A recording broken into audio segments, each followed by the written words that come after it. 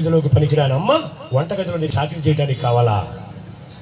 స్త్రీ లేనిదే స్త్రీ లేదు. తన భార్యను అవహేళన చేసి అశ్రద్ధ చేశాడు గనకే ఈ మణికంఠ స్వామి పుట్టాడు. మళ్ళీ ఇంటికి ఒక మణికంఠ స్వామిని పుట్టించక్కర్లేదు. స్త్రీకి ప్రథమ తాంబూలం ఇవ్వండి అయ్యప్ప స్వామి దీక్షలో.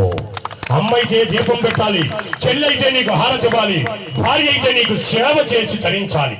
నువ్వు మాల వేసుకోవడానికి గడ్డం పెంచావు, మాల వేశావు, గుడ్డలు మార్చావు, శరీరం పెంచావు, ముఖాన ఇంతకుముందు లేని బొట్టు పెట్టావు, టోటల్ గా నీ ఆకారం మారిపోయింది.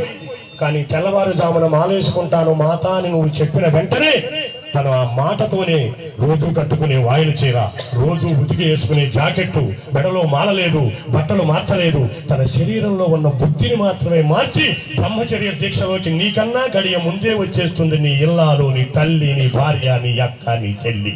అలాంటి వారికి మనం ఏం చేయాలి? ప్రథమ తాంబూలం ఇవ్వాలి. నీకు అనేక రకాల గుర్తులున్నాయి దీక్షలో. అందుకనే ఎవరు